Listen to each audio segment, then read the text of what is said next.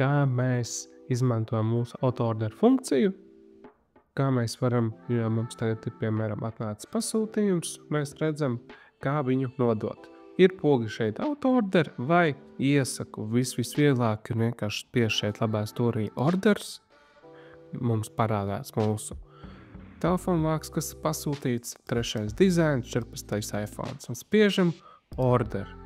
Šeit pārbaudam, tas ir mūsu dizains. Pārbaudiet, vai šis sakrīt ar šo.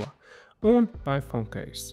Un iesaku pārbaudīt, ieiet iekšā Advanced Options. Ja jūs vēlaties, piemēram, primeru sūtīt vai premium bag, vai varbūt tas ir caurspīdīgs. Ja viņš ir caurspīdīgs, viņš pats principā jau saprot, bet ir gadījumi, kad jūs izveidot pludinājumu, ir pāris bildes, kur ir neredzamie pikseli, ka jūs ar acis neredzat, bet viņi tur ir.